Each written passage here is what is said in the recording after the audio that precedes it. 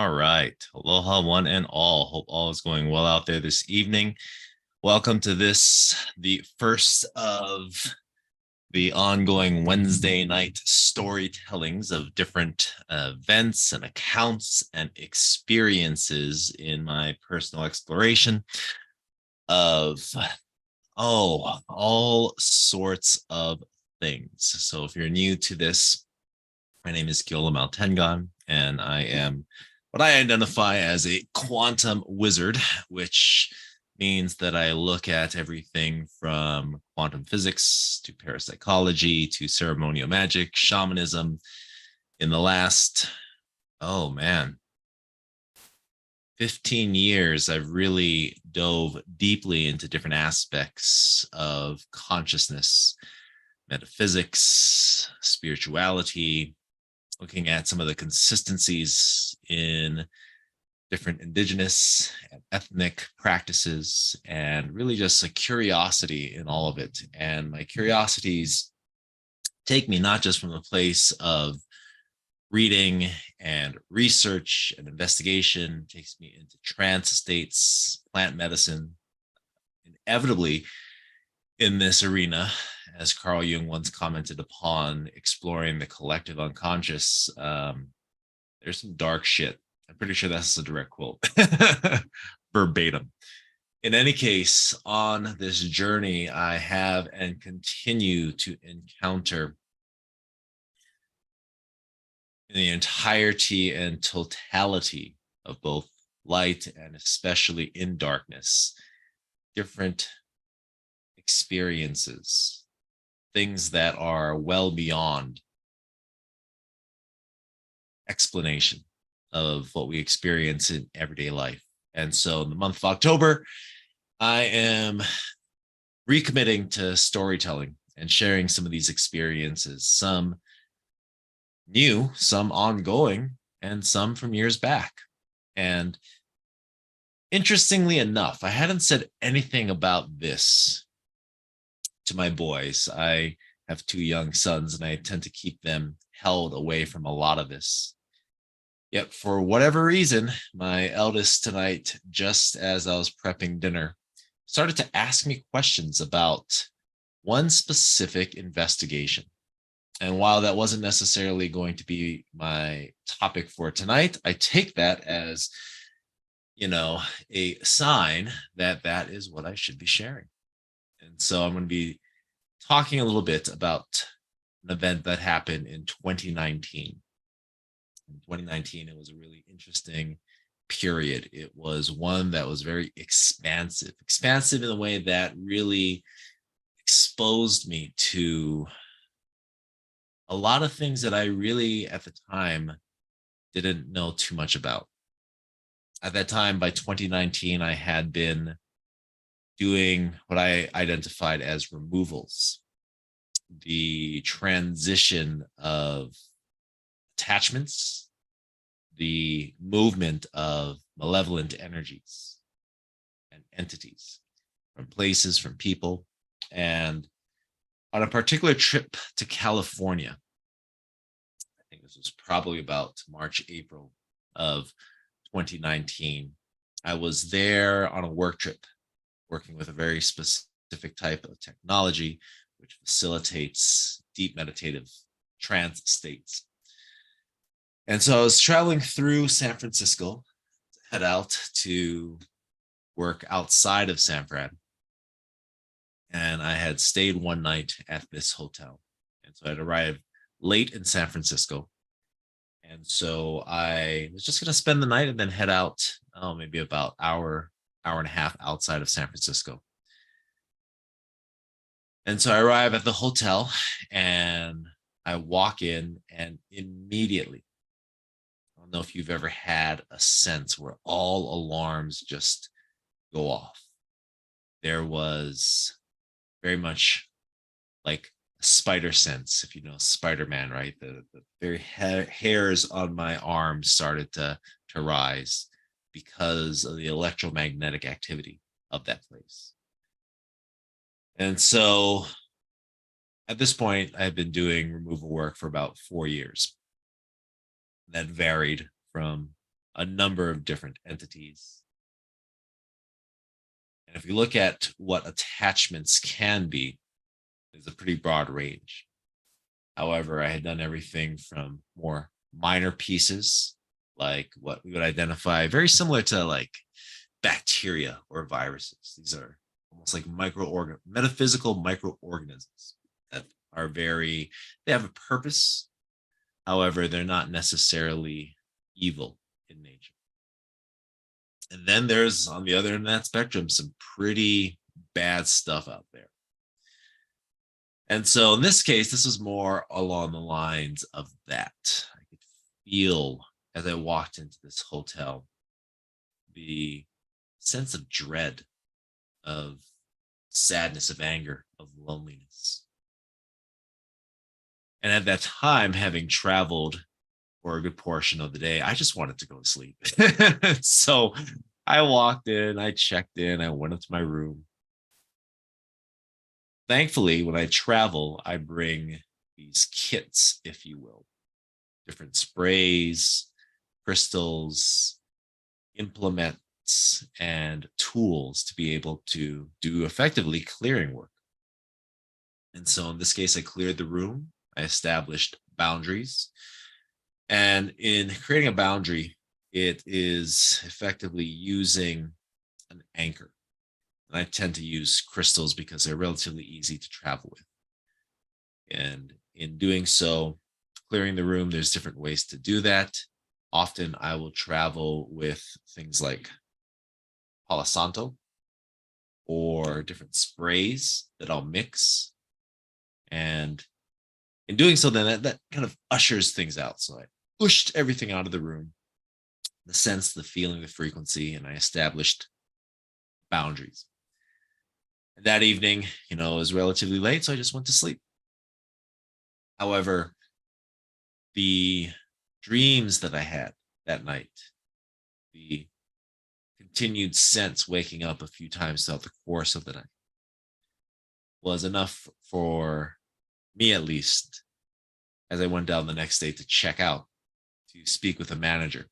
So it was a really funny conversation because, he's in hospitality. Oh, morning, sir. How was your day? How was your sleep last night? And to which I answered, this place is super haunted, right? And so he kind of chuckles because, of course, he knew, because apparently the hotel that I was staying at is well known for being a very haunted hotel.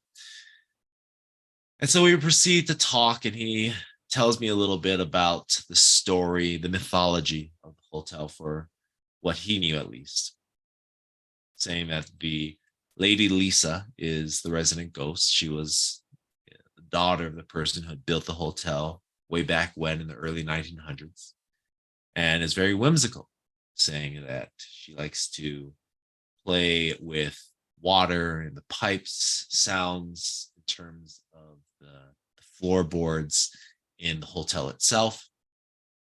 And she was a very fun loving and playful spirit. To which I answer, well, that's not what I'm feeling. And so I proceed to share a little bit more about my sense of what was dwelling in the hotel. And now, mind you, as I look left and as I look right in this hotel, it has a very classic early 1900s feel to it. The carpeting, the columns in the hallway, just the general sense of it. And so he proceeds to listen, and then there's this pause. And so as he pauses, he's like, well, that's interesting that you say that, because his manager, the person that trained him when he first came on a few years back, had actually committed suicide at the hotel itself. And so I take a moment, and at this point, I had been doing what I identify as intuitive investigations. And I'll explain that in a bit. And had offered if there's ever a time that he wanted more information, I'd be happy to come back, spend a few nights at the hotel itself, and be able to, generate a report that he could have so they would have more information about what was going on within the walls of the hotel itself. And so he said, okay, well, let me think about it and then I'll get back to you. And I didn't think too much about that, that exchange. If it happens, it happens. If not, then not. And so I went on my way, checked out. And a week later, the manager contacts me, said that he ran it by. He's able to, have me stay for 4 nights, and I'd be staying in the rooms that are the most haunted. This case was room 407 and 408. And so I said, okay, well, let me figure things out and I'll be back. And so I ended up going back maybe about 2 months later. Again, this was March, April of 2019. So end of May. End of May, I go back to San Francisco and I come back to this hotel. And so I was spending time with another friend who lived in San Francisco as well. And as it was, I would spend the nighttime hours with my investigations. So I would arrive at the hotel at around 9 p.m. and I would do my thing until about 6 a.m. Go back to my friend's place, crash out during the day, and then come back again. Now, as I mentioned, intuitive investigations. So the path that I walk is multidisciplinary. I blend different parts and pieces, very much like Bruce Lee had once said, use what works and leave the rest. And so sometimes it's a matter of going into a trance state using different types of breath techniques. Other times it's a matter of utilizing tarot cards. And other times still, it's a matter of utilizing, technology, digital audio recorders, electromagnetic frequency monitors and readers. So for this particular thing, I brought all the toys as well as protective tools, because what I had felt was far from playful, whimsical, and happy. In fact, it was the exact opposite. And it felt really strong. I don't know if you've ever been scuba diving or in one of those rides where it spins around and the G-forces push you back, or if you're underwater, there's this pressure that you can feel upon you. This place, this being, this entity was that. A metaphysical mass that felt so dense that it was attempting to crush my physical body. But I digress. I'm a little ahead of myself. So before going there physically, again, end of May 2019, I started the investigation actually here from Maui. So a technique that I use is going into a trance state. I have an address or a picture or what have you, I'm able to drop my awareness in. This kind of goes along the lines of concepts around remote viewing and being able to what's called bilocate, or take our consciousness and have it exist simultaneously in two areas. And so I dropped my consciousness. Think of like Google Maps, right? You have the street view and you take that little person, that little guy, and you drop it into an area. And then all of a sudden you can see the surrounding spaces. So that's usually my first part in terms of my investigation. I have fully subjective experience, knowing as little as possible and just allowing myself to take my awareness into a place and explore that space. So I did. Starting here a week before heading off to San Francisco, I dropped my consciousness in And it was a pretty dark experience, as when I go into that state, it's it kind of depends on where I'm at. In this case, it was very visual and sensational, meaning that I could sense into certain things. I had certain experiences that were not necessarily a matter of seeing or hearing as much as it was just knowing. And so I knew that I knew that I knew that there were three beings in that place. And I knew that I knew that I knew that all three were stuck. And I knew that I knew that I knew that one of them was the alpha. When I say alpha, you have more than one disincarnate spirit in a place. The one that has the greatest power is usually the one that also had the most emotion at that time of passing and transition. And so the alpha, though, as I was looking in, it was looking back. And that's one of the things that can get a little tricky with these investigations, is what we are seeking can often also seek us out.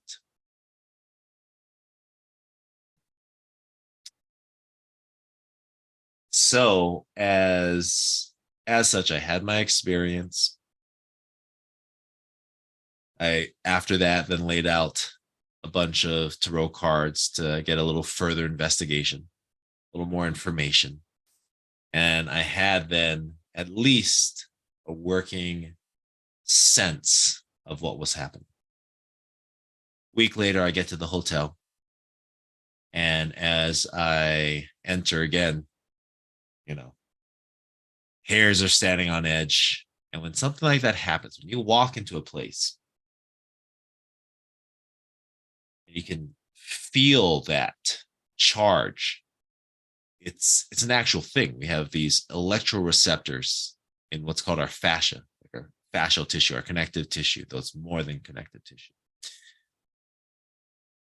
And we can detect subtle currents of electromagnetic activity.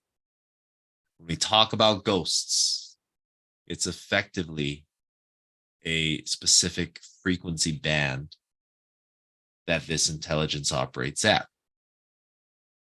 So when we go into an area where there's some pretty gnarly ghosts, then one thing we can sense into is that charge. Our nervous system picks up on it really, really quickly and really acutely. So I feel the charge, have a sense of what I'm getting into with my trance state investigation, and I check in. So I check in, I get things settled, bring all my equipment to a different room. So there was 407 and 408 were the two most haunted rooms in that place. And I also asked for one more room that I could just set up separate of whether I needed to rest or sleep or just have my equipment stored. So went up to room, I think it was 409 or 410. I forget which one now. Got everything settled and then asked the manager to kind of show me around, show me where the areas that would be had the most activity. So we go then from the rooms, and there's a few different places. Activity that happened at the bar, bottles flying off the shelf, things in the kitchen, dishes being tossed and dropped. There was another area that was removed from all of that, which was the storage and employee rest area that was having all types of activity, sounds and senses, smells. And then rooms 407 and 408. Now, what was reported because it was actually a well-known haunted hotel. People actually travel to this hotel specifically to experience this entity. So sounds would be coming in through the pipes, floorboards creaking, things of that nature. That was happening generally throughout the entire hotel. However, 407, 408, that was where usually there was the most activity. So after we walk around, then I go ahead and start to set things up.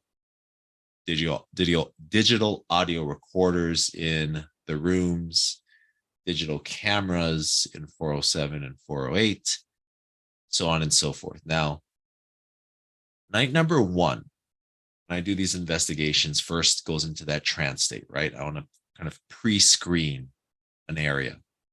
And as I did, what I was looking into also looked back. So this thing knew I was coming.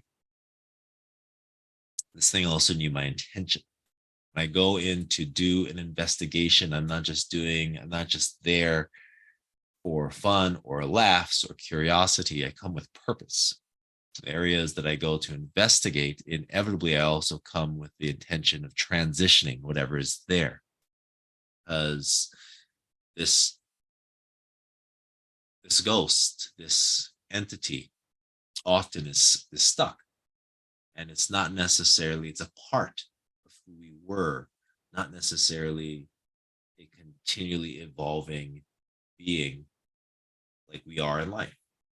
And so to be able to transition these beings is powerful and has been a privilege in being able to allow this aspect of a person that has been stuck to move on.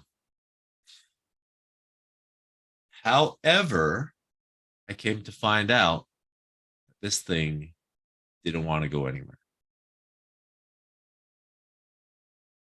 Night one was all intuitive. So I left because I had arrived earlier in the day. I got everything set up. It was the afternoon. So I spent the day doing my own thing, exploring a little bit in the area, met up with my friend, Tim, and then kept myself occupied until nighttime. A lot more activity at nighttime. And so that's where and when I want to be. First night on these investigations are intuitive, which means that I am effectively going into these areas. There are certain techniques that I use, generally speaking, to keep myself incubated. I bring down all protections. I'm just very open. And in fact, I go a little bit further in being able to alter my own consciousness so that I can find that frequency band. Now, I'm not one who sees a lot or hears a lot, but I experience in my own intuitive abilities is direct knowing, like direct cognitive knowing. So there are senses that I have, and when I'm able to focus in on it, then I am able to have just information that comes in. I just kind of know stuff. And so that first night then started at 9 o'clock. And I walk through the areas, those most haunted areas. And it's a mix. I open all my senses. I feel into things. I use things like pendulums in terms of identifying where I need to be. I follow my intuitive senses. And so I went through that area, all the different spots, ending up in 407 and 408. Now, as I do that, then, since these are the areas of the highest activity, I do a declarative statement, right? I announce who I am, why I am here, and the intention that I'm holding. And so on that first night was really pretty interesting because that sense of a crushing force, and not just a force attempting to crush my physical body. I mean, it's interesting when you get into these kinds of situations because there is a desire to intimidate. You look at the animal world, right? We have two of the same animals confronting each other. One is, inevitably bigger and is going to desire to appear bigger, right? It's going to come up on its haunches. Its hackles are going to flare. And effectively, there are metaphysical equivalents to that. And so I sat in this room, 407, remember this very clearly, sitting on the ground in absolute darkness. Porters are going, eyes are closed. I'm putting myself into a trance state to confront what is there. I've already made my announcement. I've made my declaration. And now it's time. Now it's time to talk. And so sitting there cross-legged, and I just feel it like and it was like pressure that's coming in. And my nervous system is losing its shit. This is where I went into full fight or flight because the sense of a threat, of something that wanted to do ill and dangerous and horrible things to me was there. And it was making itself very well known. And at that point where my own mortality was being threatened, or at least it felt like it. In those moments, because this was not the first time that that's happened, I found that taking a moment to slow breath, to just drop into a more relaxative state is helpful. So I noticed as I was sitting there cross-legged, going through my process, my protocol, that I needed to bring things down a couple notches because this thing was attempting to intimidate me. And physically, I was pretty fucking intimidated. And so I felt into that and reaffirmed my statement. This is where force of will can really come into play. We are clear on our intentions. And it doesn't have to be strictly in spiritual and metaphysical settings. When we are clear in our intentions, we are much more able to assert that will. And that will is a powerful thing. That is one thing that, as we bring it into the world, has been a generative energy that has great capacity. And so I tapped into that. I was very clear why I was there. I restated it in that in my declaration, and I continued to do so. And as that power and that pressure started to come in, I met it and started to also rise as well.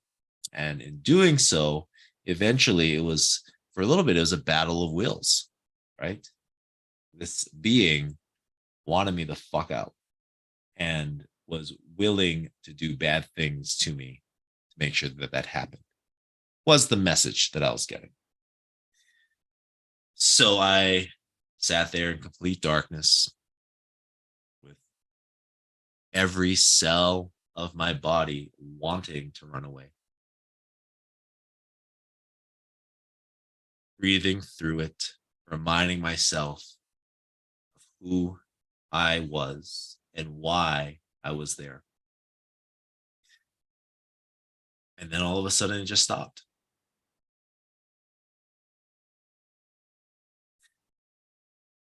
So then I took a moment to gather myself and went outside the room. I was going to go back to the other room to take a moment to clear, grab my key, attempt to get in, and it wasn't working. Oh, okay. So I went back downstairs, spoke to the night clerk, got a new key, went back up. 7 times that night did my key card get demagnetized. It was to the point where the night clerk thought I was full of shit or was somehow, I don't know, had some way that I was demagnetizing things. According to him, it rarely happens. The fact that it happened with me 7 times in that night was mind boggling for him. However, what I came to find is that I continued to stir the pot, to kick the hive. And this being really did not enjoy that. I don't know if you've ever confronted a bully in your life. However, when done so, and when that will is met with another that is able to not just meet, to also, to a certain degree, surpass that. To a certain degree, the predator becomes the prey, meaning that the dynamic of that relationship can shift. And so it did. And 7 times that night, and much more so through the course of the remaining days, did my key cards keep on getting demagnetized. Over the next 2 days, so that first night, all intuitive. I don't take any of the toys with me in terms of electronics. It's just all old school. Second day I rested, went back for the second and the third nights. And that's when I really started to apply things in terms of EMF monitors, having all of the different cameras set up in all the different places, the recorders, and then processing that, looking for sounds, speaking, so on and so forth. In the course of that week, I ended up, demagnetizing 16 cards. One of my cameras broke. One of my audio recorders broke. One of their security cameras was on the fritz. Their elevator, which apparently never breaks, broke. It was an interesting time. Yet what I came to find out is that in that hotel, there absolutely was Lady Lisa. The previous manager who had committed suicide was still there. The last and by far most strong entity, through research I eventually found, was a woman who had committed suicide in 1918. So this hotel is the oldest hotel, still operational hotel in San Francisco, built in 1902 by an old steel baron. He had built it as a family home. 1902 to 1904, it was a family home. 1904 on, it became a hotel. In that time, Lisa, the daughter of this steel baron, had spent, I guess, those years and or some of her happiest years in her life. And so after she passed later in life, her spirit returned to this place. However, 1918, there was another woman who went to the Hotel Majestic, was going to meet her fiance, who broke up with her. Devastated, she took her own life in the hotel itself. The emotions that we feel, the magnitude of the emotions that we feel at that point of death can keep us trapped, and at the same time provide a power source for our spirit in passing. We get stuck. We died in a very violent or emotional way. Then sometimes we can get stuck, and in that state of being, we also can have more power in the afterlife. And I say power because it takes a certain amount of energy to interact with physical reality. Bottles flopping, plates, elevator. I mean, there's a lot of different things. We talk about these types of entities.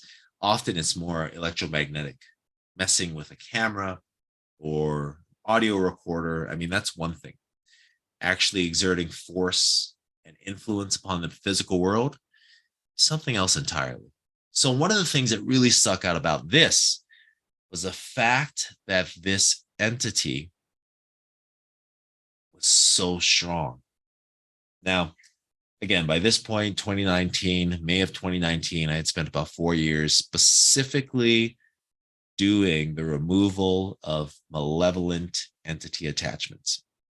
So, people claiming to be Satan, things affecting people's health, beings that dwelled in very dark places. I mean, some pretty gnarly stuff. And this was up there in terms of strength, which was odd because the only time I've experienced something like this was, I mean, things that claimed at least to be lords of hell. I mean, pretty wicked stuff. So I was curious in terms of why she was able to exert so much influence, so much power, and so much control in so many different ways. I mean, I can even still see it visually. When I first went into that trance state, I could see this silhouette of this large figure and two other figures in the background. So the amount of energy that she had access to was tremendous. Now, this led into, for the next 2 days, an entirely different level of research, because as I started to go further with the investigation, particularly in terms of the level of strength and the magnitude of energy that this being had, didn't really add up. It didn't really make sense. So I started to actually explore the place itself, which was an entirely different thing, leading into diving further into what I call geopathic energies and grids, using the Earth's energy itself to be able to construct a framework or a structure of some sort. And this went into a whole nother area, which I feel is a bit too much for tonight, but maybe I'll transition into that next week.